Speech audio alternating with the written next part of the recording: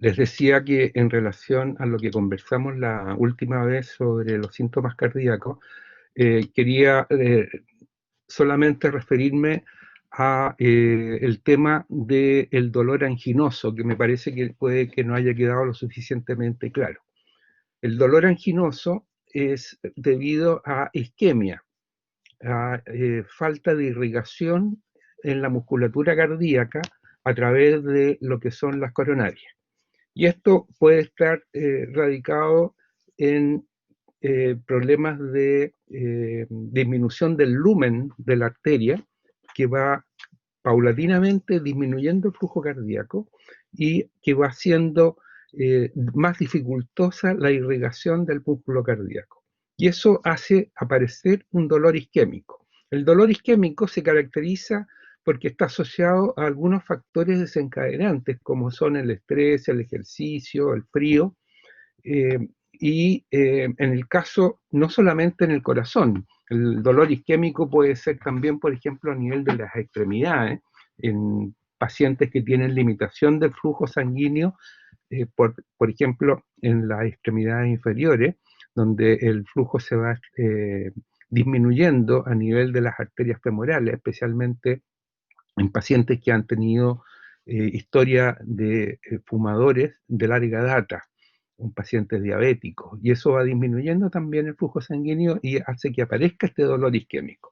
Pero en el caso del corazón, esto, eh, en la mayoría de los casos, antes de que se manifiesten con el tema de un infarto, muchas veces el paciente tiene una historia previa de dolores del pecho que se conocen con el nombre de angina de pecho. Este dolor aparece a veces, ¿no es cierto?, cuando el paciente empieza a practicar ejercicio y desaparece con el reposo. Esto es en el caso de la angina de pecho estable. Y naturalmente que en la medida que pasa el tiempo va disminuyendo la cantidad de ejercicio necesario como para que aparezca este dolor. En el fondo, ¿no es cierto? El dolor anginoso es una señal de alerta que nos está diciendo de que hay un problema de isquemia en el corazón que es necesario preocuparse y estudiarlo porque de otra manera, este dolor se va a manifestar ya en forma eh, cuando existe un infarto declarado. En el caso de la angina, todavía no hay daño del músculo cardíaco. En cambio, en el infarto ya hay obstrucción en una zona del corazón, por lo tanto ya se puede producir daño cardíaco. El dolor anginoso es muy parecido a el del infarto, con la única diferencia, por ejemplo, en el tema de la irradiación, hacia el brazo, hacia el cuello, ¿no es cierto?, hacia el hombro. Puede aparecer también junto con otros síntomas, como por ejemplo vomitar o pérdida de conocimiento. En cambio, en el caso del IAM, la diferencia está en que el dolor anginoso es solamente de corta duración, no más allá, ¿no es cierto?, de algunos minutos. En cambio, en el caso del dolor por infarto, esto es mantenido. Eso era una cosa que yo quería precisarles antes de seguir con las presentaciones de hoy día, porque me quedé con la sensación de que eso no había quedado suficientemente claro. La otra cosa que quería comentarles es de que, como ustedes ven, en estas presentaciones, si bien es cierto, hacemos algunas menciones al tema de las patologías propiamente tales, que son las que producen los síntomas, no es la intención de esta asignatura enfrentar el tema de las características de los síntomas, o sea, de una determinada patología. Es decir, no se trata de que estudiemos el infarto, de que estudiemos las arritmias, de que estudiemos una colecitis aguda o de una úlcera péptica. Lo que estamos tratando de mostrarles es la forma como tenemos que investigar la parte sintomática, los síntomas. Ahora, naturalmente, que hacemos mención a algunas de las patologías para poder explicitarlas más, para que se entiendan más. Y como ustedes ven, cuando hacemos una enumeración de los síntomas en cada uno de los sistemas, en el sistema, ¿no es cierto?, respiratorio, en el sistema cardiovascular, en el sistema abdominal, es imposible que agotemos todas las características sintomáticas que se pueden expresar. Por lo tanto, ¿a qué me quiero referir? Que las clases son una guía solamente. Es tratar de explicar, de explicitar un poco más en la forma de enfrentar el análisis de los síntomas, de sus atributos, cómo investigarlos en la entrevista, para que ustedes tengan las herramientas para que cuando llegue el momento, ¿no es cierto?, de hacer las prácticas de entrevista, tengan los elementos como para poder investigar, hacer un interrogatorio dirigido en esta parte de la anamnesis, que es la parte, ¿no es cierto?, que hemos visto hasta el momento. Pero les insisto, no vamos a hacer un análisis exhaustivo de todos los síntomas, por lo tanto es solamente una guía. La idea es que ustedes esto lo tienen que complementar con las bibliografías que están sugeridas, por ejemplo, con el Goich. La semiología del Goich les va a dar una visión mucho más profunda y más completa de lo que estamos conversando. Por lo tanto, no se queden solamente con lo que nos estamos refiriendo aquí en las clases. Ahora vamos a ver y referirnos al tema, ¿no es cierto?, de la sintomatología gastrointestinal o abdominal. Y al respecto, esto es un claro ejemplo de lo que les estoy diciendo. En la parte abdominal, realmente puede haber cualquier cantidad de síntomas que están presentes, tanto de patologías referidas a órganos intraabdominales como de patologías que no tienen nada que ver con el abdomen. Por lo tanto, realmente, por la cantidad de órganos y sistemas tan distintos que hay en la parte abdominal, el abdomen se transforma en una verdadera caja de Pandora, en el sentido de que cualquier síntoma puede ser referido o ser causado por enfermedades de distintos órganos, tan distintos como el hígado, el intestino, la vesícula, el páncreas, el estómago, los riñones, etcétera, etcétera, o de situaciones extraabdominales. Acuérdense que también hay órganos como los ovarios, por ejemplo, en el caso de la mujer, el útero, etcétera, que no tienen nada que ver con con el sistema digestivo, pero que están también dentro de lo que es la parte abdominal y que por lo tanto pueden dar manifestaciones que hagan que sea muchas veces difícil precisar cuál es el órgano que está provocando las molestias, cuando muchas veces estas molestias eh, pueden ser coincidentes en el sentido, en su forma de expresión, por ejemplo, con el dolor, con la aparición de vómitos en forma concomitante. Por lo tanto, realmente el abdomen es una prueba para el clínico en el sentido de que tiene que extremar todas sus eh, herramientas, todo su conocimiento y todo su razonamiento clínico como para poder hacer un diagnóstico. Por eso que yo les puse acá, ¿no es cierto?, esto de que el diagnóstico clínico es un arte y que siempre vamos a poder mejorar esta posibilidad de precisar las múltiples causas que pueden provocar los síntomas abdominales. Dentro del sistema digestivo, los síntomas que son como capitales, ¿no es cierto?, son el dolor y el vómito.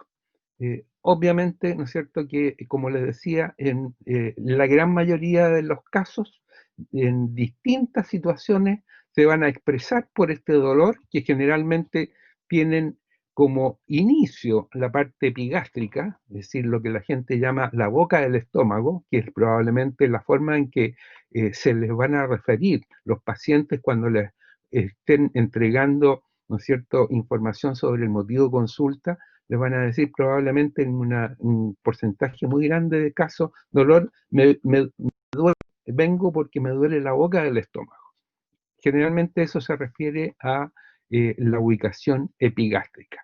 Y generalmente también acompañante a este dolor, otro de los signos capitales que vamos a encontrar es el vómito, a veces precedidas por náusea. La hematemesis es un síntoma, síntoma y signo, porque es objetivo también, es capital en el sentido de que tiene una importancia muy grande desde el punto de vista de que compromete un estudio muy acabado por la gravedad que puede revertir.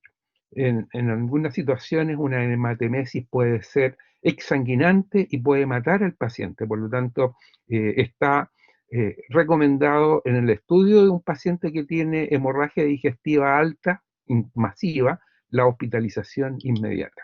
Tan así de importante es. Desde el punto de vista de los dolores, naturalmente que este dolor epigástrico está referido por razones, ¿no es cierto?, de inervación a la zona epigástrica, pero no necesariamente significa que el dolor se inicia o está indicando un órgano que está ubicado en la parte epigástrica. Puede ser en cualquier parte del abdomen. Ya hemos hablado del caso del apéndice, ¿no es cierto?, que está en la fosa ilíaca derecha, pero que muchas veces no siempre, acuérdense que no todas las cosas son siempre en medicina iguales, pero en gran porcentaje de los casos eh, se puede iniciar un cuadro apendicular agudo con un dolor epigástrico.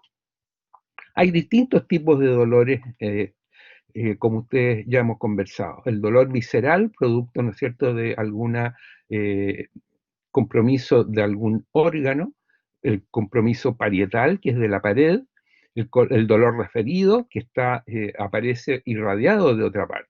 Y allí hay que referirnos, y nos vamos a referir a las clasificaciones de este dolor, a las causas extraperitoneales de dolor abdominales y a las gastrointestinales o intraperitoneales. Grandes síntomas o síntomas capitales. El dolor abdominal no epigástrico también es un elemento, ¿no es cierto?, que nos va a indicar probablemente el origen por el cual se está produciendo. La presencia de enterorragia y melena. Aquí es importante que precisemos términos. Ustedes ya saben lo que es melena, ¿no es cierto? La eliminación de deposiciones oscuras por sangre que se ha producido por una hemorragia digestiva alta y que ha tenido tiempo de oxidarse a lo largo del tracto gastrointestinal.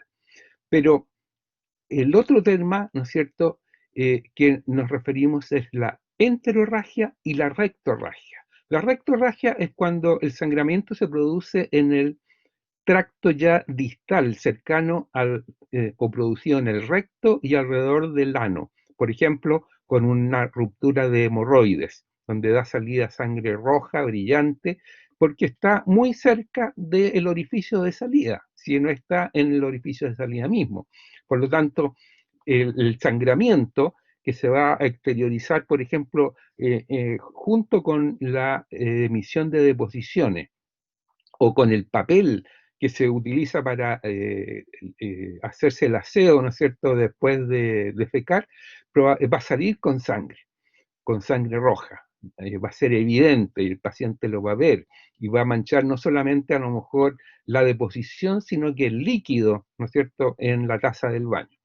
Pero el sangramiento también puede venir un poco más arriba, por ejemplo, del intestino grueso, del colon, o del intestino delgado, y allí no va a ser una rectorragia, sino que va a ser una enterorragia, porque va a venir de un poco más alto, pero todavía no tan lejano como para que se llegue a oxidar, por lo tanto también va a salir de coloración roja.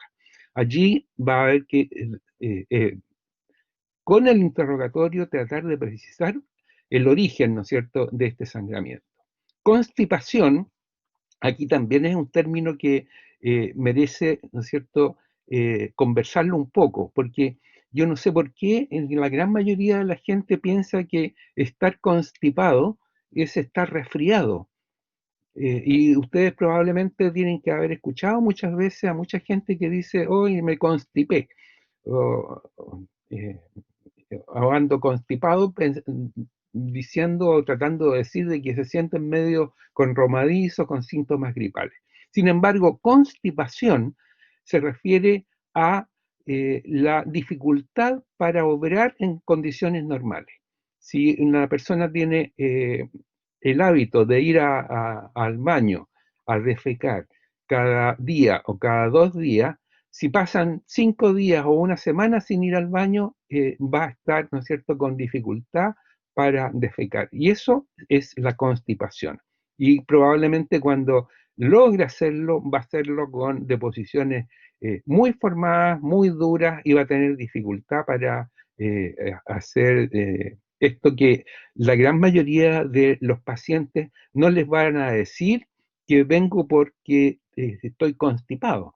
Van a usar una serie de términos para referirse a eso que ustedes tienen que acostumbrarse. La gran mayoría de la gente habla de, cuando tiene problemas para defecar, de dar del cuerpo, especialmente en la gente del cuerpo, la gente del campo. No he dado del cuerpo, quiere decir que no ha tenido deposiciones. Y hay una serie de otros términos, ¿no es cierto?, que en distintas latitudes a veces se usan indistintamente para eso. Y lo contrario de esto es la diarrea, que es la deposición de características líquidas. Entre medio hay deposiciones, ¿no es cierto?, semiformadas, que son más líquidas que lo normal, pero no tan líquidas como una diarrea. Por lo tanto, entre la deposición dura, sólida, ¿no es cierto?, del producto de la constipación hasta el otro extremo de una diarrea, van a encontrar unas graduaciones que probablemente cada uno de ustedes tiene que tener experiencias personales como para poder discernirla. Otros síntomas agregados son síntomas discinéticos. Discinéticos quiere decir de alteraciones de la motilidad del tracto intestinal o del tracto del estómago.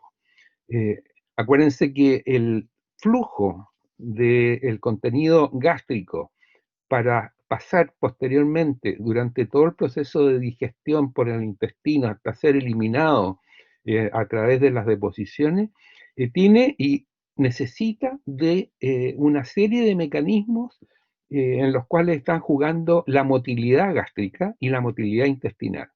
Cuando por algunos factores, productos de algunas patologías, tanto físicas como psíquicas o psicológicas, se produce alteración de esta motilidad, va a haber trastornos que son propios de esa enfermedad, o también motivado por factores externos. Por ejemplo, la presencia de meteorismo con distensión abdominal. Meteorismo es cuando hay gases, ¿no es cierto?, dentro de la cavidad abdominal.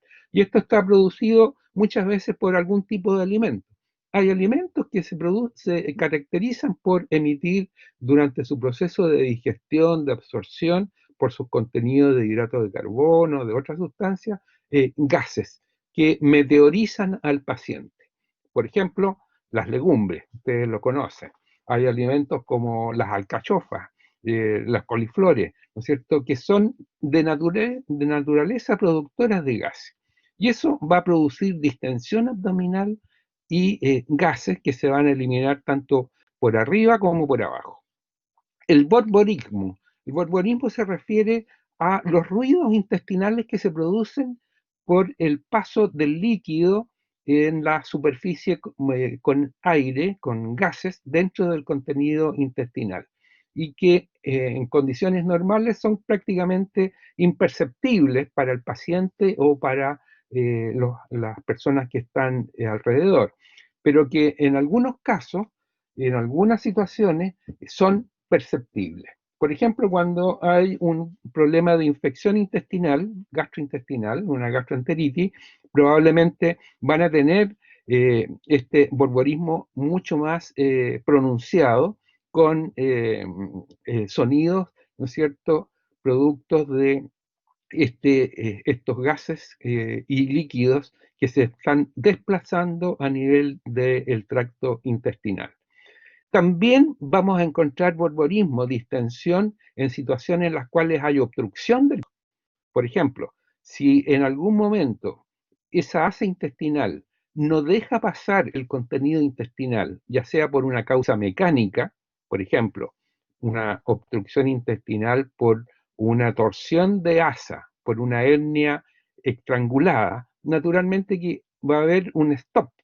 Y eso, inicialmente, el organismo trata de vencer esa dificultad aumentando sus contracciones para lograr pasar esa dificultad del tránsito intestinal.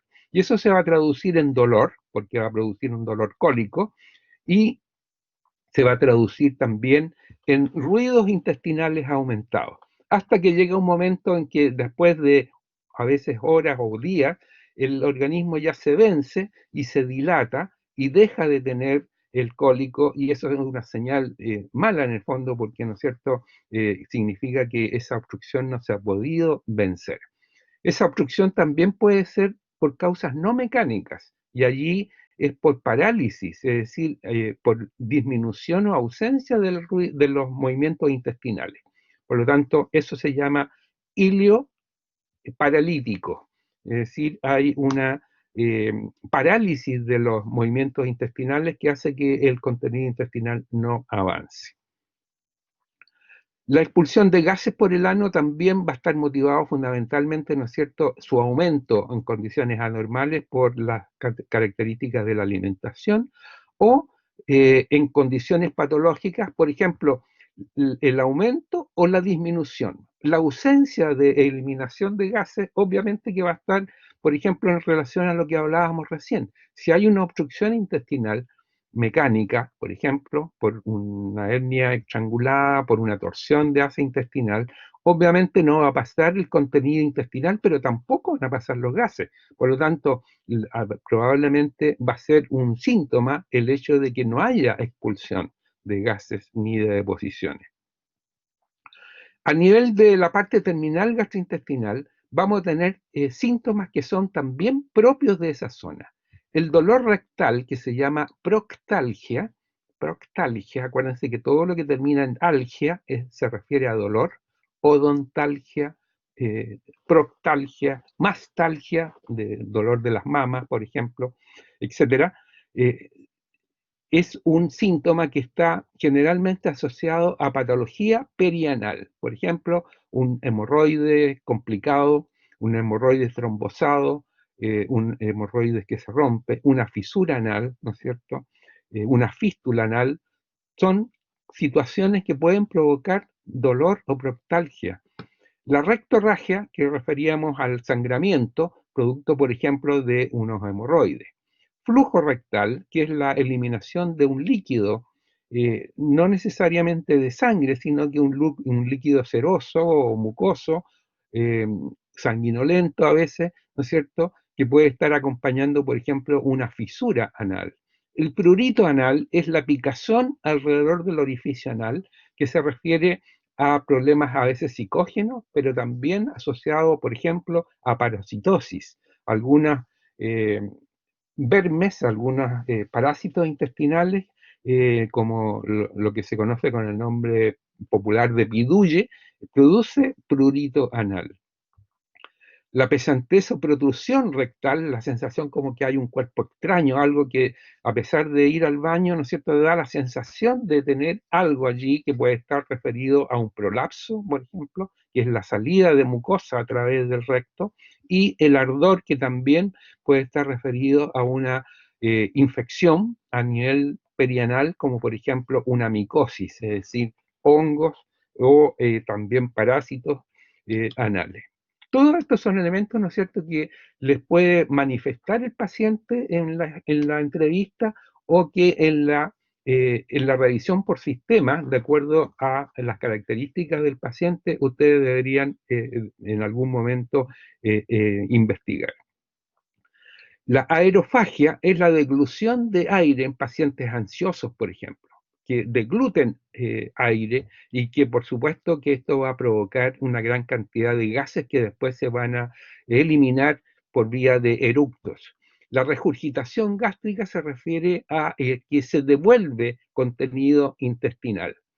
Eh, la eructación no aerofágica, es decir, la presencia de eructos muy fuera de lo normal, sin que el paciente tenga este hábito de deglutir aire.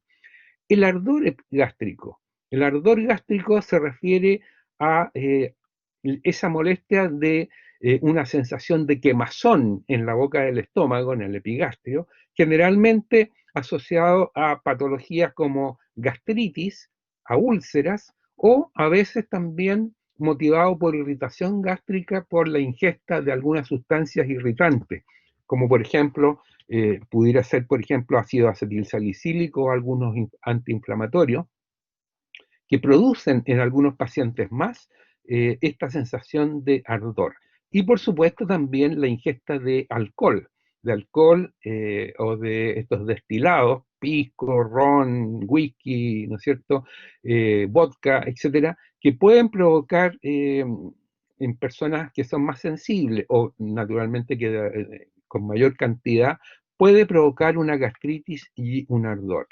El hipo, ¿no es cierto?, no necesariamente referido a una situación de patología, puede darse en condiciones, ¿no es cierto?, fisiológicas, por irritación del nervio frénico, eh, la sensación de plenitud gástrica, que naturalmente que si uno se ha comido un tremendo asado o una comida muy grande, va a sentir esa sensación del estómago lleno. Eso es natural, o sea, si yo me como medio cordero, es como lógico que tenga después plenitud gástrica. Pero lo abnormal, lo que debería llamar la atención, es que esta sensación de plenitud gástrica y pesadez y sensación de saciedad, es decir, de no tener hambre, se dé sin relación con una ingesta proporcional.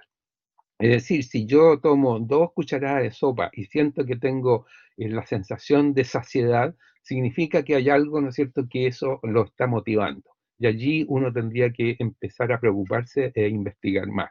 Por ejemplo, la presencia de un tumor gástrico, un cáncer gástrico, por ejemplo, obviamente que va a expresarse con esta sensación porque hay un cuerpo extraño que está ocupando el lumen gástrico, eh, que también no necesariamente puede ser un tumor. Hay situaciones de cuerpos extraños. Por ejemplo, hay personas que en este momento, ¿no es cierto?, no son muy frecuentes, son cosas un poco más raras, pero que hay que tenerlas presentes. Hay personas que acostumbran a comer cosas extrañas. Por ejemplo, eh, hay muchas personas que tienen la costumbre, especialmente mujeres, jóvenes, adolescentes, de estar poniéndose sus pelos, sus cabellos en la boca. Y muchas veces esto se transforma en un hábito que ya no tiene conciencia la persona. Y la deglución de pelos a lo largo de los años puede llegar a producir una masa dentro del estómago, igual como sucede en las cañerías de los baños y de las cocinas, y transformarse en un tumor de pelo que se va adicionando de secreción y de alimento, y transformarse en un verdadero tumor móvil, pero que no puede avanzar por el tracto intestinal. Eso se llama besoar, con B larga y Z, besoar. Hay besoares de distintos tipos, el que les estoy refiriendo yo de pelo es uno solamente de ellos. Para que ustedes tengan una noción, ¿no es cierto?, de estas cosas extrañas que pueden encontrarse y que se van a encontrar probablemente en su vida profesional. Eso, naturalmente, que cuando ya tiene un tamaño importante después de varios años, va a significar una competencia en el lumen gástrico que va a hacer que cuando coma un par de cosas, ¿no es cierto?, va a sentir esa sensación de saciedad. Las náuseas que acompañan a un montón de enfermedades, no solamente abdominales, sino que esa sensación desagradable que muchos probablemente tienen que haber sentido. y que pueden ser expresión de cosas incluso a veces fisiológicas. Acuérdense que en el caso de la mujer embarazada, una de las primeras manifestaciones de un embarazo pueden ser náuseas o vómitos en el primer trimestre del embarazo, antes que ni siquiera sepa que está embarazada. Por lo tanto, no necesariamente es una expresión de una situación física. Y bueno, hay una serie de otros síntomas que son más bien imprecisos, subjetivos, que muchas veces pueden acompañar a problemas y trastornos de tipo emocionales, ansiosos, trastornos de pánico, preocupación, ¿no es cierto?, ante situaciones de estrés que pueden localizarse y manifestarse con molestias digestivas.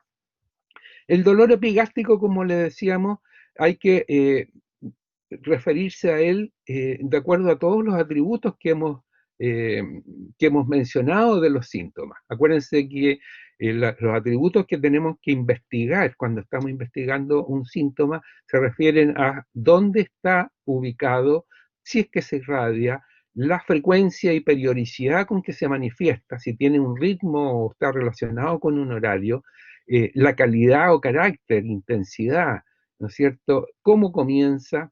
Cuál es su curso, cómo varía, si es que cambia, por ejemplo, al cambiar de posición, si tiene asociados síntomas, ¿no es cierto? Y cuál es su eh, curso en el tiempo. Todos estos elementos hay que precisarlo cuando el paciente nos esté diciendo, doctor, vengo por dolor en la boca del estómago. Hay que precisar que sea realmente la boca del estómago lo mismo que comprende el paciente a lo que comprendemos nosotros. Y allí ustedes saben que van a tener que hacerle probablemente una pregunta dirigida, cerrada, para que el paciente les muestre dónde está el dolor.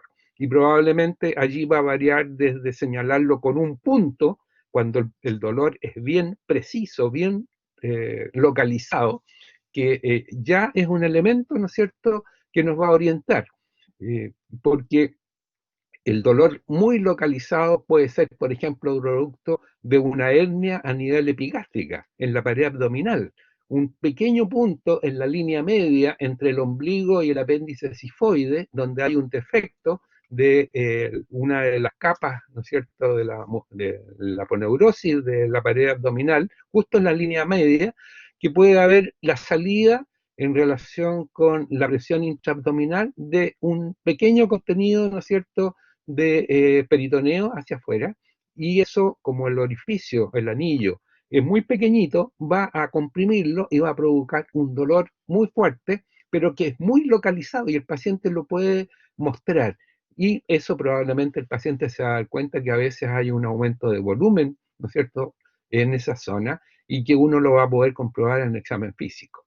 Eso es distinto de un dolor más bien difuso, que es generalmente como se expresa el dolor epigástrico que acompaña a distintas patologías, como por ejemplo un cólico biliar, quien generalmente se refiere más bien en el hipocondrio derecho, pero también en el epigastrio, pero que no es tan localizado, es decir, es más bien difuso, puede abarcar el cuadrante completo. Todos esos elementos, esos atributos del síntoma, va a haber que precisarlo. El dolor epigástrico alto puede corresponder incluso a lesiones esofágicas, ¿ya? Y, por ejemplo, la eh, regurgitación o el reflujo del contenido gástrico hacia el esófago va a provocar irritación del tercio distal del esófago y puede provocar dolor retroesternal del tercio inferior del esternón o de la parte epigástrica alta. Y en esos casos, ¿no es cierto?, eso está explicado porque el estómago está capacitado para defenderse o resistir el ácido gástrico, el ácido clorhídrico que está en el contenido gástrico, pero el esófago no tiene una mucosa que esté, eh, eh, que se pueda defender de la acción irritante del ácido. Por lo tanto, cuando hay reflujo, puede haber dolor epigástrico alto. Cuando es medio, puede haber lesiones alrededor del píloro, las lesiones, por ejemplo, las inflamaciones hepatobiliares, por ejemplo, lo que hablábamos de una colecistitis aguda o un cólico biliar, pero también pancreática. y también en forma inicial a los procesos apendiculares. El bajo o yuxta umbilical superior, ¿no es cierto?, hace pensar en enfermedades más bien distales a nivel del duodeno. Tanto el medio como el epigástrico básico, epigástrico o yuxta umbilical o paraumbilical, ¿no es cierto?, puede estar asociado, por ejemplo, a una úlcera de tipo duodenal o a una úlcera a nivel del píloro. Y así ustedes ven, ¿no es cierto?, que hay a veces también irradiaciones a la parte dorsal. Y en la parte dorsal esto puede referirse a dolores, por ejemplo, a nivel de la úlcera. Una úlcera perforada duodenal puede manifestarse por un dolor más bien posterior, no abdominal, no hacia adelante. Pero también hay que pensar en lesiones renales, por ejemplo, irradiadas hacia las zonas lumbares.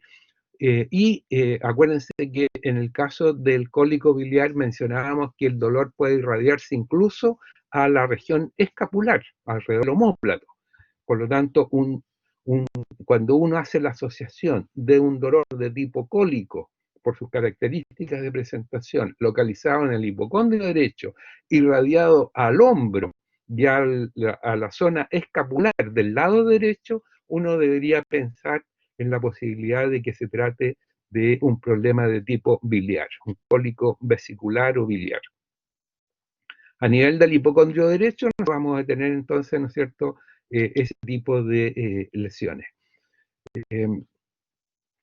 No solamente vamos allí a tener problemas hepatobiliares como factores causales, puede también haber el ángulo del colon derecho, ¿no es cierto?, ser el responsable, algunas neuropatías, procesos pleurales, porque acuérdense que en el hipocondrio derecho está el ángulo, el seno costo diafragmático derecho bastante bajo, más abajo, ¿no es cierto?, que el hígado. Por lo tanto, una irritación pleural con un derrame pleural puede provocar también un dolor a nivel del hipocondrio derecho. Y problemas diafragmáticos que afecten el diafragma derecho, por ejemplo, unas lesiones quísticas hidatídicas, un quiste hidatídico, que esos quistes que se adquieren por el comer algunos animales que no han sido faenados en condiciones normales, higiénicas, por mataderos, ¿no es cierto?, y que pueden venir infectados por una tenia que se localiza en el hígado y puede provocar un quiste hidatídico que irrita al diafragma e incluso, si está en contacto con él, puede migrar hacia el tórax, hacia la cavidad pleural, a través del diafragma. Todo, como ustedes ven, esto lo van a estudiar en forma mucho más detallada en los años siguientes, pero la idea, ¿no es cierto?, es mostrarle de que lo abigarrado y lo multicausal que pueden, las múltiples causalidades que pueden tener en un mismo lugar un mismo síntoma. Hay algunos que son muy frecuentes y que se exteriorizan en determinados pacientes. Por ejemplo, un dolor vesicular, un cólico vesicular producto por un cálculo, va a ser rarísimo en un niño chico o en un adolescente. Lo más probable, ¿no es cierto?, y por frecuencia, es que lo encontremos en una mujer ya de 30 a 50 años. Por lo tanto, el dolor en el hipocondrio derecho irradiado hacia la zona escapular en una mujer de 35 años acompañado de vómito, de intolerancia a comidas grasas, frituras, lo más probable es que nos va a estar orientando el cuadro completo, más el dolor y la ubicación del dolor, más las características de las pacientes que estamos viendo, nos va a estar orientando hacia el diagnóstico etiológico de un cólico vesicular. Sin embargo, tenemos un niño de 10 años, ¿no es cierto?, con ese mismo dolor a nivel del hipocondrio derecho, lo más probable es que vamos a tener que pensar en otras posibilidades y no en un tipo de cálculo. Aunque de repente se dan algunas situaciones, ¿no es cierto?, también en pequeño.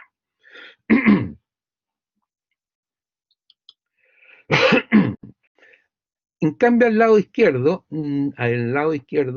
podemos tener como factores causantes de dolor problemas de úlceras, especialmente, ¿no es cierto?, complicaciones postoperatorias, eh, porque en esa zona la existencia, no hay vesícula, está el vaso, y generalmente el vaso no tiene características eh, como en la vesícula, de hacer cálculos. Por lo tanto, el vaso se manifiesta más bien en fenómenos en los cuales crece, asociado a problemas de enfermedades hematológicas, generalmente, ¿no es cierto? Por lo tanto, las características del dolor van a ser distintas, van a ser producto de una distensión, un dolor sordo, por crecimiento del órgano.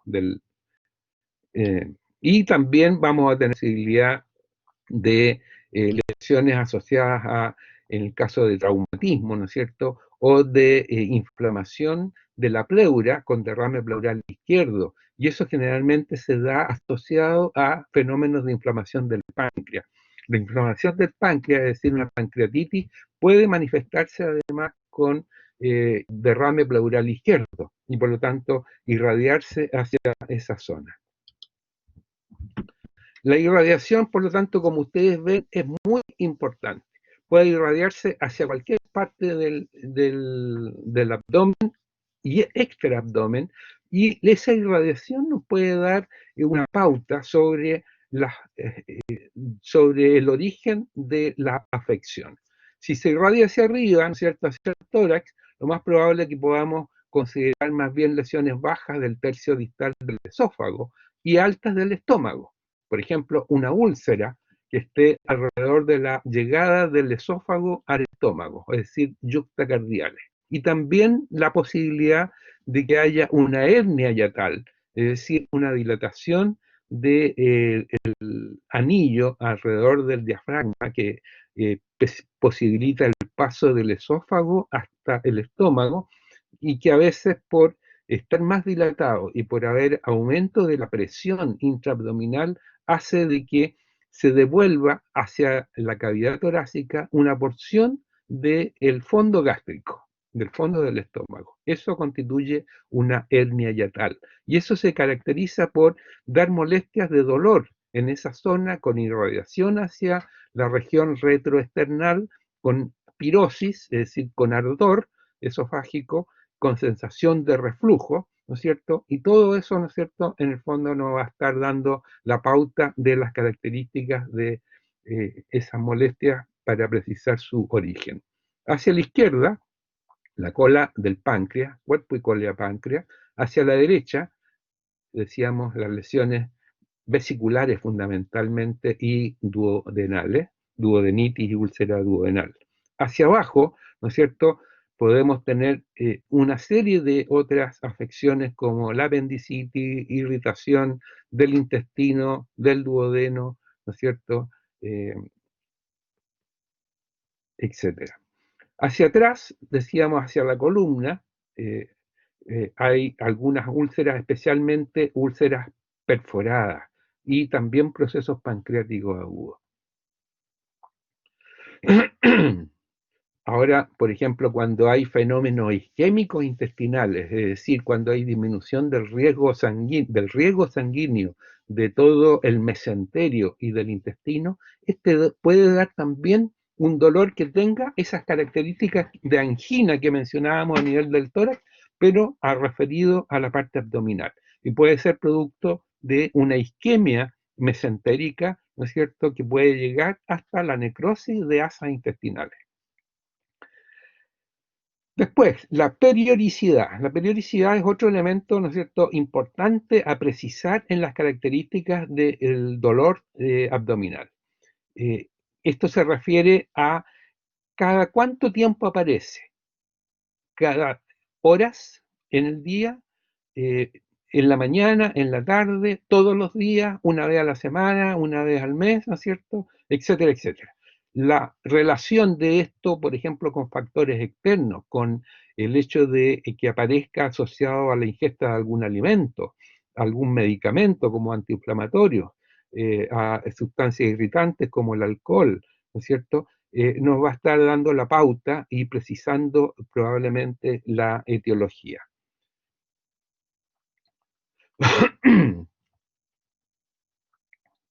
En el caso de lesiones crónicas, por ejemplo, lesiones que nos hagan pensar en lesiones tumorales, neoplásicas, cancerígenas, ¿no es cierto? Lo más probable es que esto sea una cosa progresiva, que comienza en forma más bien aislada y lenta, pero que se va haciendo en el tiempo constante y va aumentando de intensidad. Si esto lo relacionamos con pacientes de edad mayor, más avanzada, y acompañado de síntomas generales como pérdida de peso, ¿no es cierto? Obviamente va a estar inclinándonos la balanza a que el origen sea más bien una cosa de tipo neoplásica. El ritmo, ¿no es cierto?, también tiene que ver mucho con la forma, el horario y la relación con las comidas. La relación prandial se refiere a la aparición en relación a la comida. Cuando uno habla, por ejemplo, de dolor postprandial, nos está hablando de que el dolor aparece después de la ingesta de comida. Y eso es importante, ¿no es cierto?, porque va a hacernos la diferencia entre una irritación gástrica, por ejemplo, una gastritis, que puede aparecer apenas uno inicia la ingesta de una sustancia irritante, a la aparición a veces un par de horas después, que puede estar referido, por ejemplo, a una dificultad del paso del contenido gástrico hacia el duodeno por estenosis del píloro. Por ejemplo, una úlcera duodenal alrededor del píloro que puede estar estrechando el lumen y el vaciamiento va a provocar, por una parte, esta sensación de saciedad que hablábamos delante, pero también la aparición de este dolor después de la ingesta de comida. Aquí ustedes ven de que hay distintas posibilidades que este dolor pueda aparecer en forma precoz, ¿no es cierto? Siempre, ¿no es cierto?, asociado a factores, a lesiones orgánicas como tumores, eh, dolor tardío, el dolor que tenga que ver, por ejemplo, con la úlcera. Al contrario, en caso de situaciones de pacientes con úlcera, en los cuales la acidez excesiva del ayuno puede irritar el estómago, ya sea una gastritis, la mucosa gástrica o una úlcera, y que en el momento en que el paciente come algo, disminuye o, digamos, eh, antagoniza la parte ácida del ácido clorhídrico y disminuye el dolor. Entonces, es muy típico de pacientes que tienen algún síndrome ulceroso, de que les manifiestan de que cuando empieza con el dolor, él tiene que recurrir a ingerir algún alimento, generalmente de tipo lácteo, por ejemplo, leche o yogur o helado, y que con eso notan que el dolor se le calma. ¿Se fijan? Son elementos, en el fondo, decisivos en la interrogación, porque nos van a estar dando la pauta de cuál va a ser probablemente el origen. El dolor epigástrico, ¿no es cierto?, que no tenga también una relación definida con alimento, el dolor continuo puede ser extradigestivo, es decir, no asociado a un fenómeno gástrico, puede ser externo, ¿no es cierto?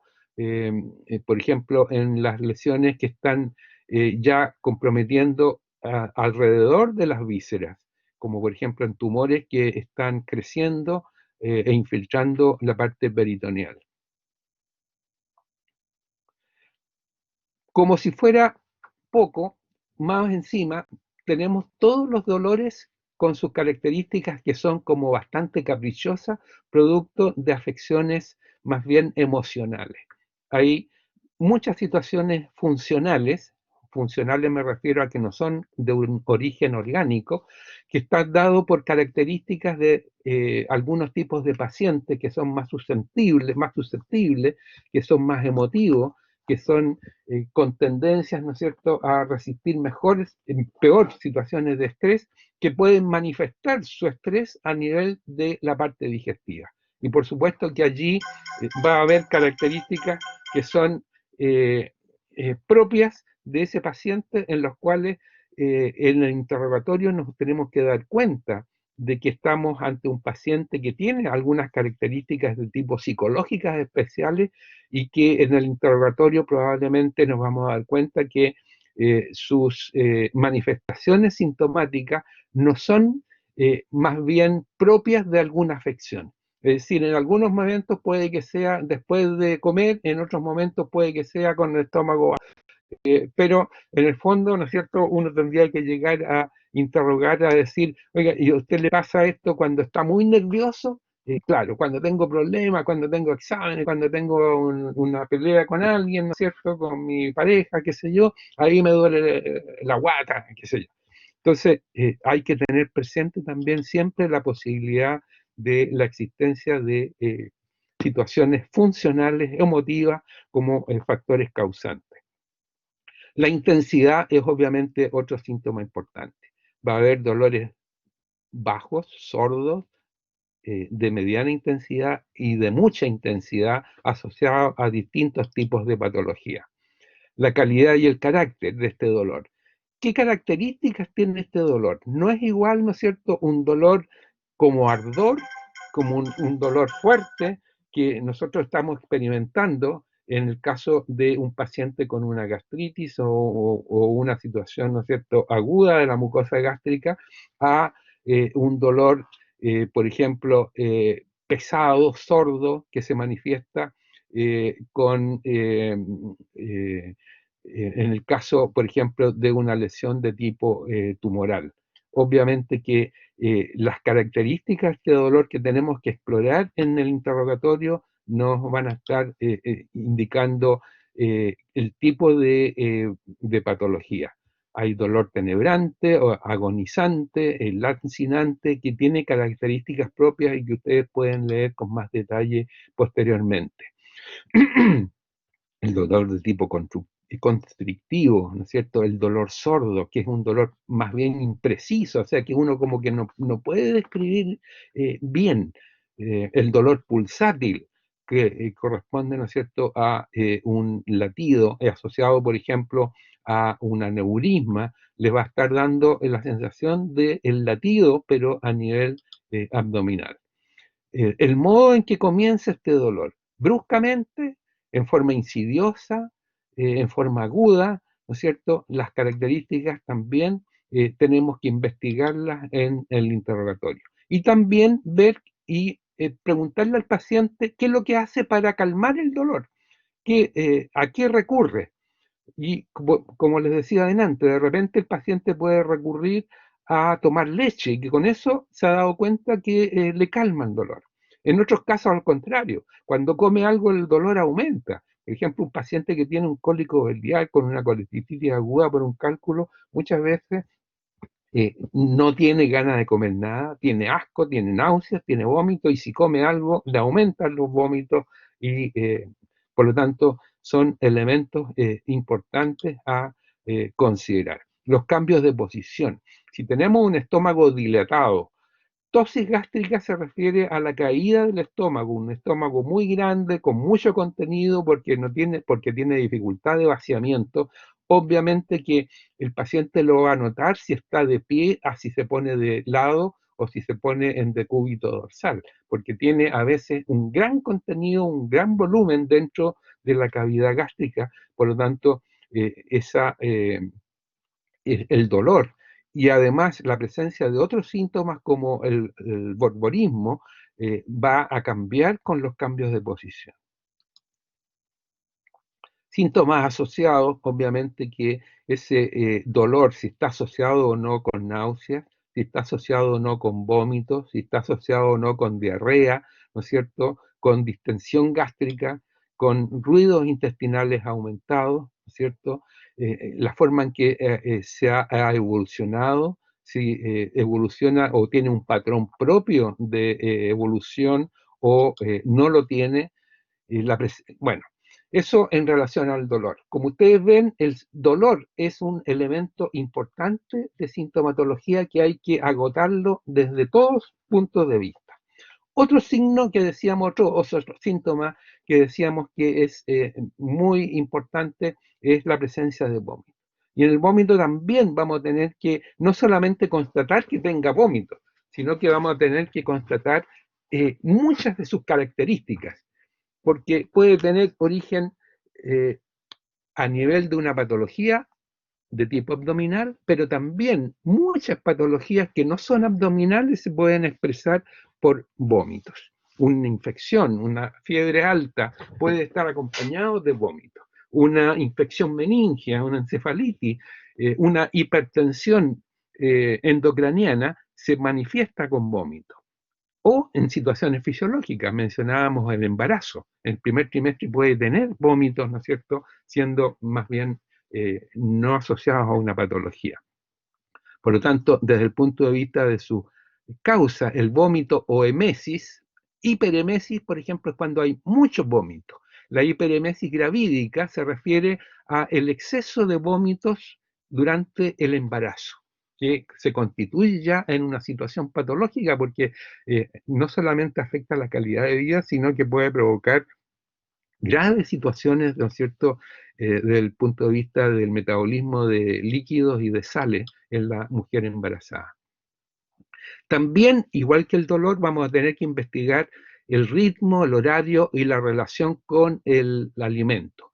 Si este aparece en ayunas o si aparece después de comer.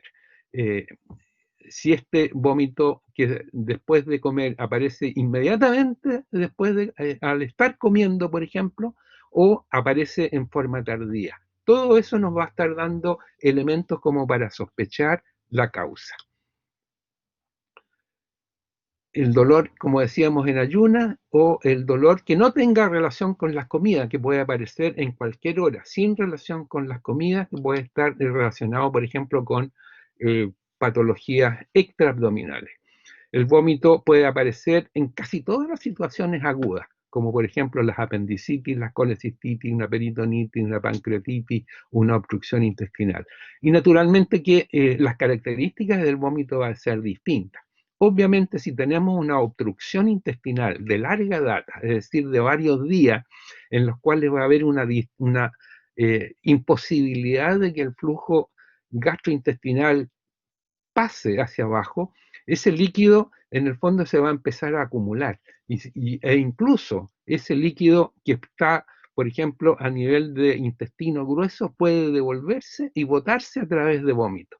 Y naturalmente que ahí va a tener las características de color distinto a un vómito alto. Ya no va a tener prácticamente contenido intestinal, contenido alimenticio, porque va a haber sido digerido, pero ya va a estar transformándose en deposiciones. Por lo tanto, una obstrucción intestinal baja que tenga vómito va a caracterizarse por eliminar casi deposiciones con el vómito, líquidas. Por lo tanto, ustedes comprenderán que va a ser un vómito de aspecto y de olor, pero sumamente desagradable porque tiene las características de deposiciones. Por lo tanto, ese vómito se conoce con el nombre de vómitos fecaloideos, igual que deposiciones. Y eso es un signo de una obstrucción intestinal baja. También va a haber vómito asociado a dispepsia, que son, ¿no es cierto?, los trastornos asociados a la falla de la digestión. Y allí asociado a trastornos biliares, a las úlceras, a la gastritis. Enfermedades infecciosas se van a caracterizar por vómitos y pueden haber, de acuerdo a la etiología, características muy distintas. Mencionábamos que una hipertensión endocraniana, un tumor cerebral, una meningitis, ¿no es cierto?, pueden dar vómitos muy fuertes, vómitos muy intensos, ¿no es cierto?, y pueden estar asociados, por ejemplo, a fenómenos de migraña o jaqueca. Enfermedades cardíacas, ya mencionábamos delante, asociado a la isquemia miocárdica o a la angina, puede provocar vómito. Trastornos metabólicos, la acidosis, ¿no es cierto?, metabólica en pacientes, por ejemplo, con diabetes, pacientes con uremia alta en la insuficiencia renal, van también a manifestarse con vómito. y trastornos, como decíamos antes, psicógenos, es decir, emocionales, por ejemplo, trastornos emocionales en una crisis de pánico, la anorexia nerviosa, ¿no es cierto? O problemas de mareos, ¿ya? Asociados a, por ejemplo, a personas que cuando andan en un barco tienen también vómitos, pero que no son trastornos de tipo patológico, son alteraciones más bien de cinetosis, es decir, de problemas de equilibrio. Por lo tanto, ustedes ven de que el vómito es bastante inespecífico, puede ser cualquier cosa en realidad lo que produzca vómito. Bien, eh, situaciones iatrogénicas, es decir, producidas por tratamientos médicos. La ingesta de algunos medicamentos, por ejemplo, es característico y ustedes lo deben conocer, los tratamientos con quimioterapia para el cáncer producen intensos vómitos y que afectan mucho la calidad de vida. Y hay otros medicamentos, ¿no es cierto?, a los cuales de repente algunos pacientes son más susceptibles que otros. Por ejemplo, hay pacientes que toman un ácido acetil salicílico, como aspirina, y les produce vómito. Y otros que pueden tomarse 4 aspirinas al día y no les pasa nada. Eso a veces depende mucho de cada paciente. La radioterapia también está asociada en los días, digamos, en los cuales se hace la radioterapia a la presencia de vómito. La intensidad vamos a tener que también investigarla. Va a estar relacionado con algunas situaciones como por ejemplo una úlcera perforada. La calidad del vómito es importante. Mencionábamos, ¿no es cierto?, el vómito fecaloideo por una obstrucción intestinal baja, pero también el vómito alimentario va a ser de algunas características, ¿no es cierto?, cuando está con contenido alimenticio. Si uno ha comido recién y vomita, obviamente que va a estar vomitando lo que comió. Pero si vomita en ayuna, este vómito va a ser más bien acuoso, va a tener secreción más bien mucosa ácida, ¿no es cierto? El bilioso es cuando hay, asociado generalmente a un cuadro vesicular, en el cual puede haber alguna el reflujo de bilis desde el duodeno hacia el estómago y provocar un vómito que va a tener las características verdes, amarillentas, amargas, propias, ¿no es cierto?, de un cuadro biliar. La forma de comenzar y la forma en que se calma también tenemos que dejarla consignada. Y la presencia o no de síntomas asociados. De antes hablábamos del dolor asociado a otras cosas como los vómitos. Aquí, si estamos investigando los vómitos, tenemos que también relacionarlo con síntomas asociados. Este vómito se produce cuando hay un dolor, qué características tiene el dolor, etcétera. Y la forma como evoluciona. Esto empezó en forma aislada y después se va haciendo permanente y más frecuente, o es muy irregular y de vez en cuando o va disminuyendo. Y en el caso de la hematemesis, me estoy apurando, ¿no es cierto?, porque tenemos que ver la parte de la genitourinaria a continuación, es un signo, como les decía, muy importante y de gravedad. Cuando hay sangramiento a nivel digestivo, indudablemente que tenemos que estar pensando en que hay una afección orgánica importante. Y esto merece toda nuestra atención e incluso la hospitalización del paciente para precisar de dónde viene, porque en algunos casos el paciente se puede largar a sangrar en forma muy grave y perder 1,5 litros de sangre con el vómito, con sangre, y eso, ¿no es cierto?, poner en riesgo la vida del paciente. Por lo tanto, es un signo al cual tenemos que darle mucha importancia, ¿no es cierto?, y que vamos a tener que investigar bien en su causa. Ya hemos visto de que tenemos que diferenciarlo cuando es un vómito importante de cantidad de sangre, probablemente no nos va a llamar mucho la atención en el sentido de que vamos a estar muy claro, muy preciso de que sea una hematemesis. El problema es cuando son cantidades más pequeñas que allí uno podría decir, a lo mejor viene de una epistaxis, es decir, un sangramiento de narices que deglutió, o porque tuvo sangramiento de las encías al lavarse los dientes, ¿no es cierto? Y que después tuvo la expulsión de esto con pintas de sangre, y que pueden ser factores causantes que naturalmente que no tienen la gravedad de un sangramiento que venga de una varice esofágica o de una úlcera gástrica o de una úlcera duodenal. Esos elementos, ¿no es cierto?, son los que vamos a tener que tener en cuenta para diferenciarlos de una hemoptisis, de una epistaxis y de la real hematemesis. Igual vamos a tener que buscar síntomas asociados. Si está asociado esta hematemesis con dolor, ¿no es cierto?, su periodo, su ritmo, si la presencia de vómitos con alimentos, ¿no es cierto?, los antecedentes de ingesta de alcohol. Por ejemplo, un paciente que ha tenido una transgresión alcohólica importante, los días previos estuvo tomando, ¿no es cierto?, 2 días o 3 días seguidos, y después tiene vómitos con sangre, probablemente va a tener una gastritis de tipo alcohólica como factor causante. Las características del dolor, aquí habla del sangramiento fácil de las encías, ¿no es cierto? Trastornos hematológicos, como por ejemplo púrpura, que es una afección hematológica, pueden ser también factores patológicos asociados que hay que dilucidar. Aquí, cuando hay sangramiento, tenemos que primero hacer el diagnóstico positivo, es decir, verificar que sea un sangramiento, hematemesis, y del estómago, o de la parte gástrica alta, no necesariamente el estómago, el duodeno, por ejemplo. Topográfico, saber de qué lugar es. Viene de la parte terminal del esófago, del cuerpo gástrico, de la región antral o del duodeno. Y la causa, si es una úlcera, si es una gastritis, si es un tumor. Para todos esos elementos, los síntomas asociados y los síntomas generales nos orientan a precisar el factor causal.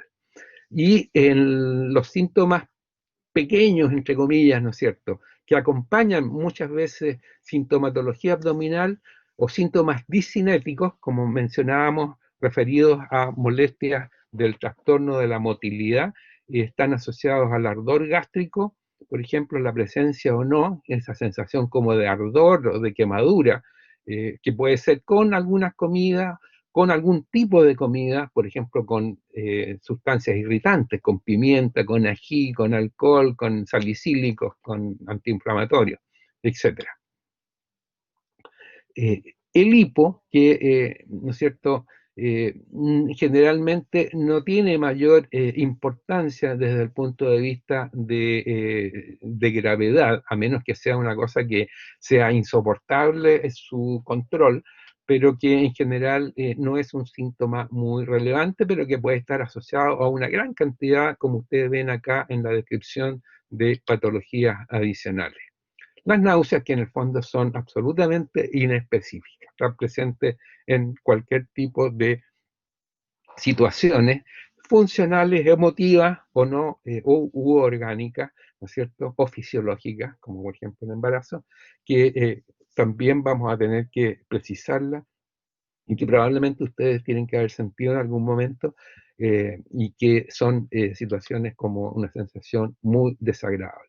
La regurgitación gástrica se refiere a la expulsión del estómago hacia la boca, es decir, de devolución de lo que uno come hacia la parte alta. Y esto, ¿no es cierto?, puede estar asociado al exceso de comida o a trastornos funcionales también, ¿no?, a la presencia de una hernia hiatal o a problemas, ¿no es cierto?, de obstrucción de la dificultad del vaciamiento gástrico. La aerofagia es la deglución de aire, como decíamos, especialmente en personas que pueden ser más ansiosas. La sensación de saciedad, ya lo mencionamos, y esto ya lo mencionamos, la clasificación del dolor, la obstrucción de vísceras La oclusión vascular en general, ¿no es cierto?, es un problema que generalmente lo vamos a encontrar en pacientes de edades avanzadas, con trastornos arterioscleróticos o problemas cardiovasculares grandes, en los cuales vamos a tener problemas de alteración de la irrigación eh, eh, abdominal, mesentérica, pero también asociado a algunos lesiones orgánicas como tumores, por ejemplo, como un quiste ovario, a la criptorquidia, que es la falta de descenso testicular, que pueden provocar en ese órgano, en el caso, ¿no es cierto?, de la criptorquidia, una isquemia inicialmente de ese testículo alto, que puede llevar a una necrosis testicular, pero son cosas ya más raras. Y a nivel de la pared abdominal, la presencia de hematoma, de traumatismos o la dehiscencia en el caso de, en alguna zona bien específica, con la aparición de una hernia, que pueden provocar algunas molestias, ¿no es cierto?, propias de dolores, pero que son como bien asociadas, por ejemplo, a esfuerzo. Si el paciente le dice que tiene dolor en el ombligo cuando hace fuerza y que además aparece un aumento de volumen de ese ombligo y sale como un tumor hacia afuera, obviamente que allí va a haber un defecto al nivel del anillo umbilical que no se cerró y la presencia de una hernia umbilical. Y si ese dolor y ese aumento de volumen está entre el ombligo y el apéndice cifoide, puede ser una hernia de la línea blanca o hernia epigástrica. Y si está a nivel de las regiones inguinales, cualquiera de las dos regiones inguinales, va a ser una hernia inguinal. Generalmente, el elemento importante allí que nos va a orientar es la relación entre el aumento de la fuerza, de un esfuerzo, con la aparición de un aumento de volumen y la presencia de dolor. Y que después ese aumento de volumen disminuye al dejar de hacer esfuerzo o al hacer alguna maniobra de relajación. Obviamente que todos esos elementos nos van a estar dando la pauta de que la causa de ese dolor es más bien originado por una hernia. Y aquí que ustedes ven de que hay un montón de causas que son fuera del abdomen como factores causantes de síntomas que obviamente hacen de que sea eh, muy complicado y que obligue a manejar en forma expedita toda la parte sintomática con las cuales se manifiesta el abdomen.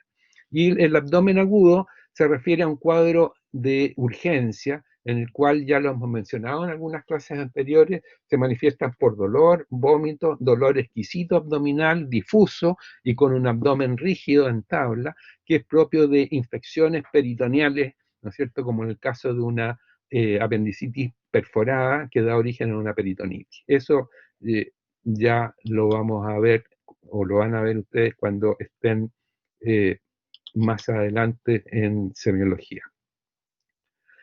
Vamos a ver en el tiempo que nos queda aquí la parte de sintomatología genitourinaria, en la cual no nos vamos a referir a la parte ginecológica, porque ustedes ya tienen que haberlo visto en la semiología, en la entrevista ginecológica, ¿no es cierto?, con todo lo que son los síntomas relacionados con los trastornos y alteraciones de la menstruación, la ausencia de menstruación, etcétera, etcétera. Por lo tanto, vamos a hacer mención a algunos síntomas geniturinarios fundamentalmente en el hombre, eh, más que nada. Igual que en muchas otras afecciones, puede haber, aparte y en forma concomitante a síntomas propiamente genitourinarios, la presencia de síntomas sistémicos. Ustedes ven de que la fiebre es un síntoma que va a acompañar a cualquier patología y generalmente de tipo infecciosa. Por lo tanto, eso no escapa a el origen urológico o genital, ¿no es cierto?, como factor causante. Una infección a nivel renal, una infección a nivel de vejiga o una infección, por ejemplo, a nivel uretral o a nivel de endometrio en la mujer o del ovario en la mujer, va a provocar fiebre. Y eso en cuadros agudos. En cambio, cuando hay pérdida de peso, ya generalmente esto nos va a estar orientando fundamentalmente a cuadros más bien crónicos, más bien de larga data, para que se manifiesten con pérdida de peso. Aquí, en el caso de los síntomas de tipo genitourinarios, vamos a encontrar, de acuerdo a su origen, molestias a nivel alto, generalmente a nivel lumbar, relacionados con el dolor renal. Dolores a nivel del tercio medio abdominal entre el epigastrio y la fosa ilíaca derecha, que puede ser motivado por el dolor uretral, y el dolor más bien bajo a nivel de la zona genital, ¿no es cierto?, que puede estar motivado por trastornos a nivel de la vejiga o del tracto de la uretra desde la vejiga hacia afuera. En el caso del dolor renal, como decíamos, generalmente puede estar relacionado con afecciones renales propiamente tales, a pesar de que el riñón mismo no duele, pero el dolor de tipo intenso, constante, súbito, ¿no es cierto? Generalmente ubicado más bien en el ángulo costovertebral, es decir, es un dolor lumbar, que está asociado a infección renal, infección alta y urinaria, que es el nombre de la pielonefritis, o obstrucción ureteral, ¿no es cierto?, alta, con cálculos a nivel de los cálices renales, o también a nivel de hematomas perirrenales. Eh, Eso, ¿no es cierto?, nos va a dar un cuadro con un dolor sordo, alto, posterior, lumbar. En cambio, el dolor ureteral, que generalmente está relacionado con la presencia de alguna obstrucción a nivel del uréter entre el riñón y la vejiga, que da uno de los dolores más fuertes que puede sufrir el hombre, porque un pequeño cálculo de a veces de algunos milímetros puede estar en una ubicación tal que obstruye la pasada y el vaciamiento de la orina desde el riñón y dar origen, de acuerdo a su ubicación, que haga confundir con una serie de otras patologías. Obviamente, si el dolor está ubicado en el punto de McRaney, al lado derecho, obviamente que uno va a pensar que el cuadro de este dolor puede ser, por ejemplo, de un origen apendicular. Y no es raro que de repente en otros tiempos, ¿no es cierto?, uno operaba pacientes que pensando de que era una apendicitis y a lo mejor era un cálculo renal. Entre paréntesis, anoche yo pensaba cómo ha cambiado, ¿no es cierto?, la medicina en tan poco tiempo. En este momento, cualquiera de estas situaciones, es muy poco probable que uno tenga ese nivel de equivocaciones, porque hay una cantidad de exámenes que están disponibles las 24 horas del día en todos los recintos, tanto públicos como privados. Es decir, si yo tengo un dolor sospechoso de una apendicitis en la fosa ilíaca derecha, lo más probable es que yo en cualquier parte le voy a hacer una ecotomografía y con eso voy a poder saber el diagnóstico y voy a hacer una diferenciación. Sin embargo, yo me acordaba que en mis tiempos en que yo hice mi beca, que estamos hablando entre el año 78 y el 81, hice mi beca en un hospital grande como el Hospital de Viña, en el Hospital Gustavo Frique de Viña, que tenía una población bajo control de 300.000 habitantes y que recibía derivaciones de pacientes de los hospitales del interior, Quilpué, Limache, Calera, Quillota, es decir, con una tremenda cantidad de población. Nosotros en los turnos en las noches, ni en los fines de semana largos, ni siquiera teníamos radiografía de tórax. Y ni soñar, en ese tiempo no existían las ecografías. Por lo tanto, en ese tiempo uno tenía que manejarse y arreglársela solamente con la clínica. Es decir, imagínense la cantidad de pacientes en los cuales uno tenía que extremar mediante el oído, el razonamiento clínico y el examen físico y algunos exámenes de laboratorio como hemograma, leucocitosis, etcétera, para poder saber si esto era un dolor apendicular o un cólico renal. Y con el riesgo de que si uno pensaba que era un cólico renal y se le pasaba el tiempo a esa apendicitis,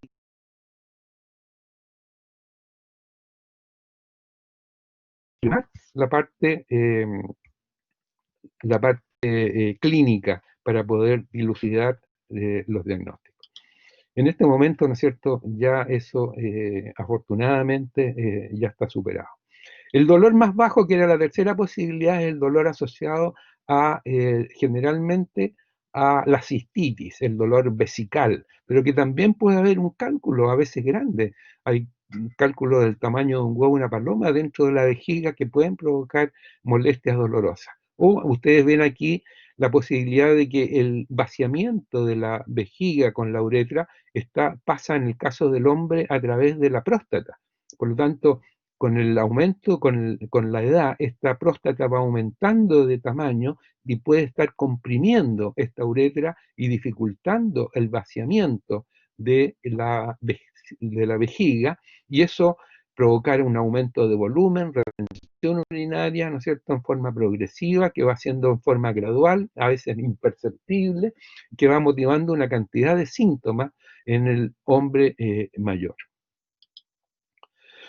Este dolor prostático también puede ser no solamente producto del aumento del tamaño de la próstata. Ustedes ven aquí en rojo está la próstata en el vaciamiento de la vejiga, englobando la salida de la uretra por allí.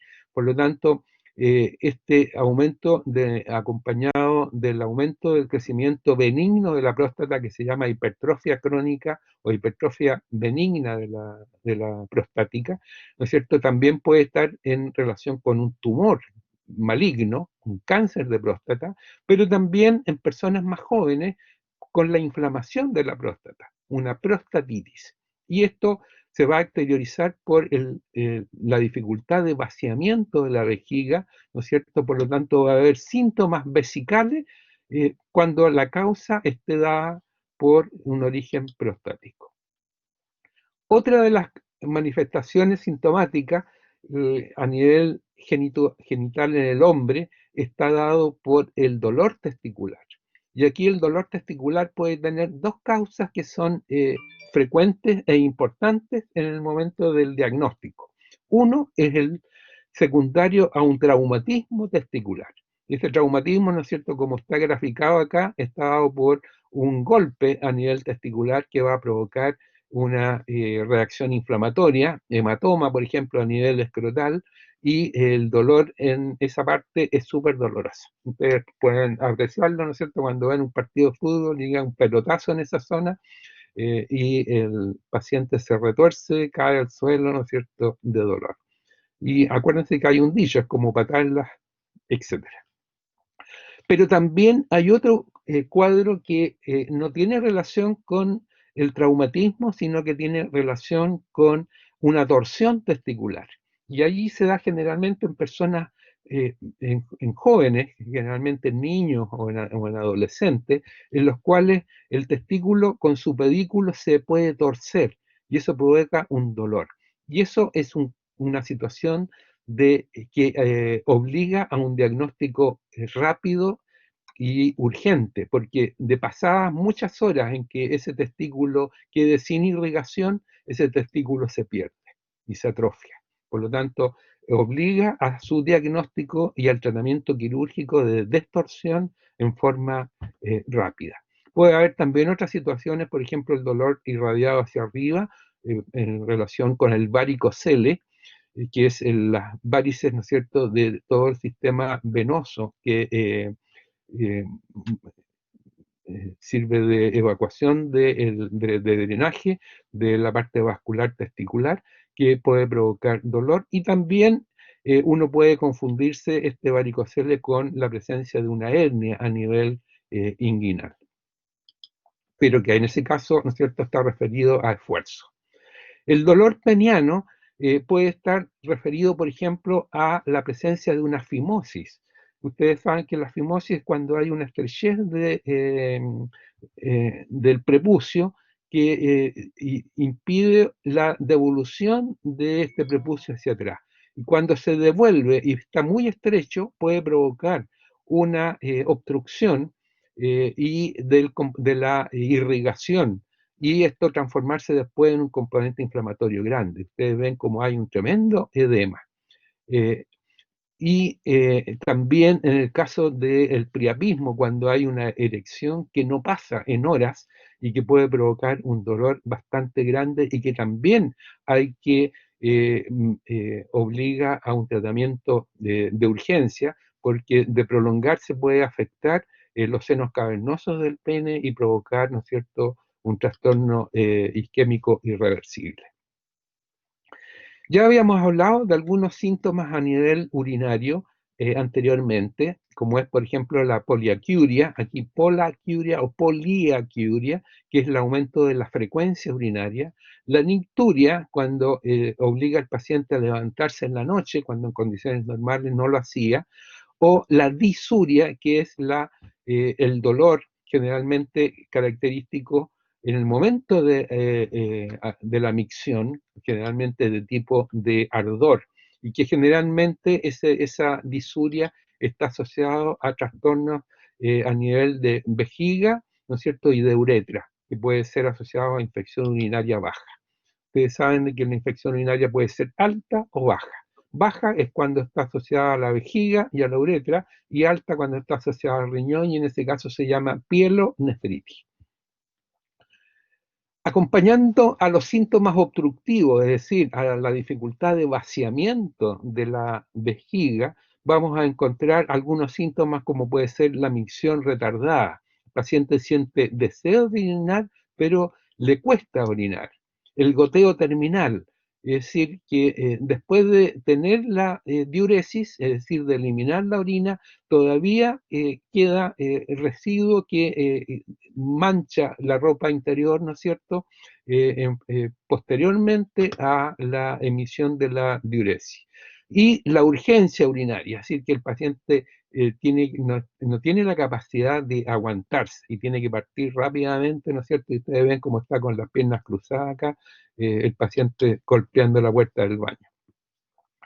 La uropatía obstructiva, que es la detención del flujo urinario en un punto entre los cálices renales y la uretra, tiene distintas etiologías. Puede ser producida por cálculos, que es la causa más frecuente, por tumores. Generalmente los cálculos pueden ser a cualquier edad, en cambio los tumores generalmente son más frecuentes en las personas de edad mayor. O puede también ser por motivos extra luminales, es decir, de fuera del lumen del trayecto urinario. Y aquí puede haber una compresión extrínseca, por ejemplo, por fibrosis retroperitoneal, por fenómenos de adherencia después de operaciones, por el aumento del crecimiento de la próstata, hiperplasia prostática benigna, que generalmente va a ser en pacientes de edad avanzada. Ustedes saben de que la próstata empieza a crecer después de los 50 años y eso va en algunos pacientes con mayor propensión a llegar a provocar retención urinaria, crecimiento de la vejiga y que obliga al tratamiento quirúrgico. Una complicación desafortunada que a veces se encuentra de tipo quirúrgica es la ligadura del uréter en forma inadvertida. No sé si ya pasaron anatomía, pero ustedes ven que, por ejemplo, el uréter pasa muy cerca de la arteria uterina. Por lo tanto, cuando uno hace una cesárea y liga la arteria uterina, de repente en forma inadvertida, si no tiene mucha experiencia o por alguna desviación anatómica, alguna variación anatómica, el cirujano puede ligar el uréter y eso naturalmente que va a traer consecuencias bastante desagradables para el paciente y también para el cirujano. Así que son elementos que hay que tomar en cuenta para buscar las causas de esta obstrucción. La enuresis se refiere a al hacerse pipí mientras se duerme, que es propio de los niños hasta cierta edad, pero que cuando esto ya pasa esta edad, ¿no es cierto?, debería ser motivo de investigación si hay un problema de tipo psicológico u orgánico. La incontinencia se refiere a la imposibilidad de aguantarse y se hace pipí, que generalmente está relacionado especialmente con la mujer a medida que pasa el tiempo, que tiene que ver muchas veces con la relajación de todo el aparato de sostén genitourinario, ¿no es cierto?, por ejemplo, con el útero en mujeres multíparas que han tenido muchos embarazos, que han tenido a veces cesáreas a repetición o cirugía ginecológica que produce relajación de los ligamentos de suspensión, el ligamento redondo, y que puede provocar prolapso y en forma consecutiva incontinencia. Y esto puede ser inicialmente de esfuerzo propio, por ejemplo, cuando la paciente tose o se ríe, o ya en forma posterior que obligue a usar pañales para contener.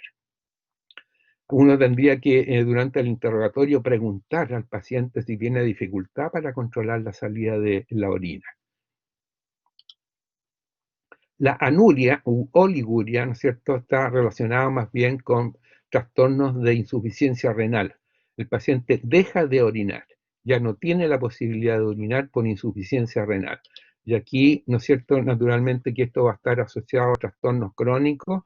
La insuficiencia aguda puede ser aguda, secundaria a un trastorno de alguna enfermedad grave como una pancreatitis, pero se va a ver en pacientes diabéticos en forma progresiva.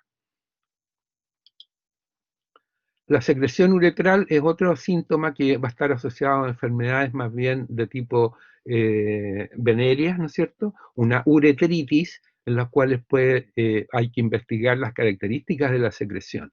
Si es una secreción mucosa o una secreción purulenta, ¿no es cierto? Nos va a dar el índice de la afección. Y en el caso de la infección urinaria alta, como es la pielonefritis, decíamos que compromete a los riñones. Y acá el dolor va a estar más bien en la parte dorsal, en la fosa lumbar, junto con la columna. Es un cuadro generalmente grave, con fiebre, con calofríos, ¿no es cierto? Y que generalmente obliga también a hospitalización. En cambio, en el caso de la infección urinaria baja, esto se da alrededor de la vejiga y de la uretra, y es mucho más frecuente en la mujer por razones anatómicas. El corto trecho de la uretra, desde la vejiga hacia el exterior, y la cercanía, ¿no es cierto?, con la región anal, que posibilita la contaminación y el ascenso de gérmenes hacia la vejiga. Eso explica de que la paciente mujer tenga una frecuencia mayor de infecciones, ¿no es cierto?, relacionadas con cistitis. Y en pacientes en los cuales hay disminución de sus defensas, se van a producir con mayor razón, como por ejemplo en el paciente diabético. Ya esto lo habíamos conversado, ¿no es cierto? Lo que significan disuria, poliaquiuria,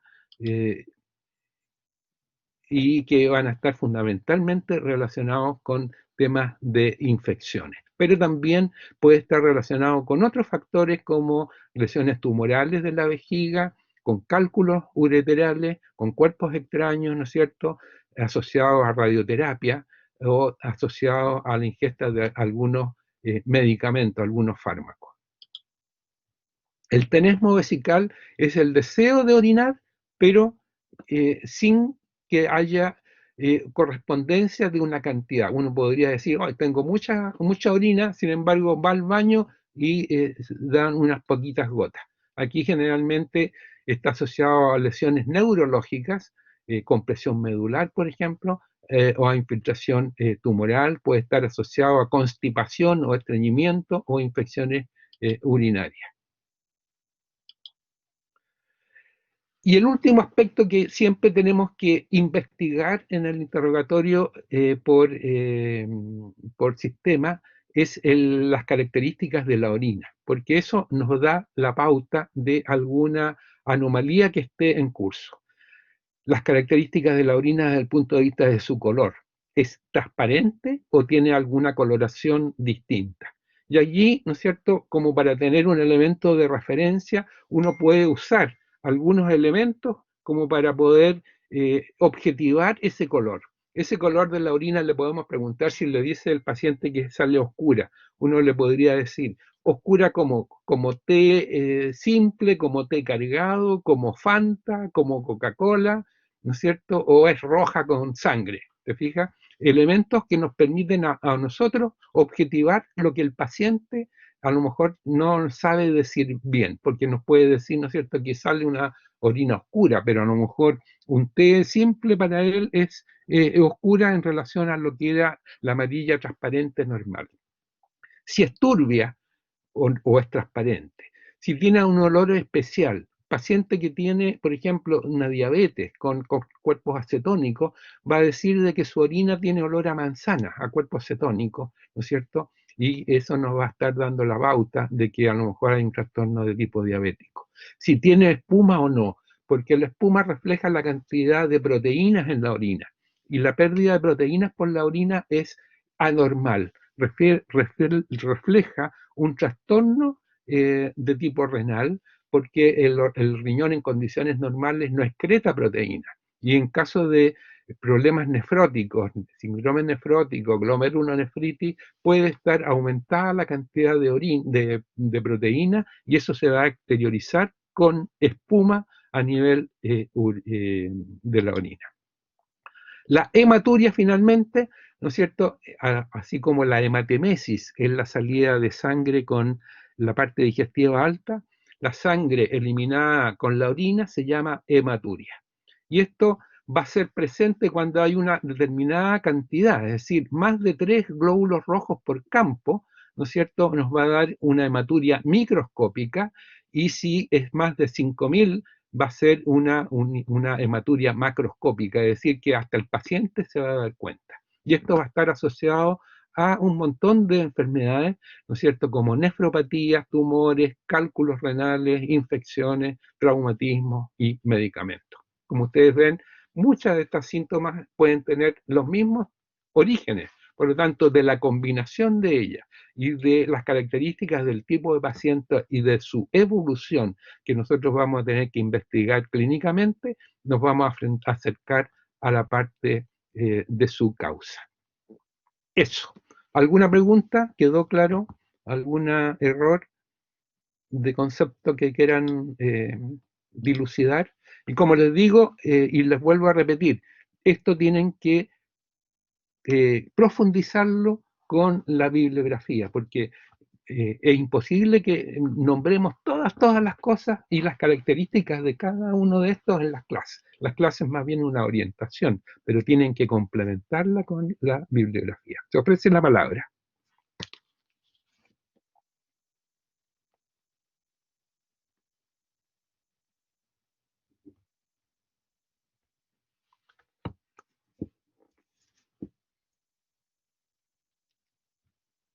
¿No hay nadie? Sí, siempre la presencia de espuma refleja la presencia de proteína. El Goich, la semiología de Goich. ¿Sí, Daniel? ¿Ya?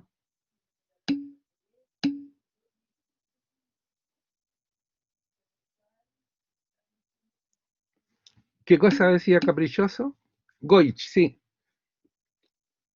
Eh, Mejor dime, Daniel, háblame para poder, no sé a qué te refieres.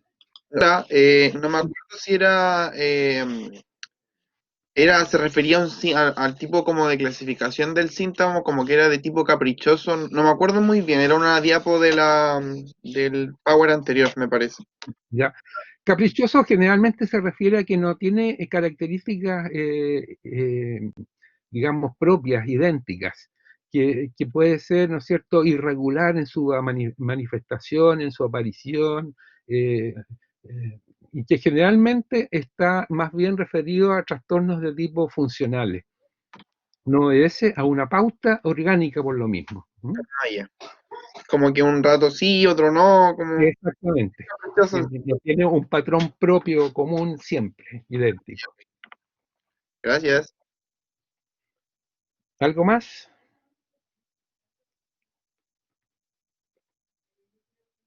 Estamos justo en la hora. Bien, pues, que les vaya bien entonces. Bye bye. Chao, chao.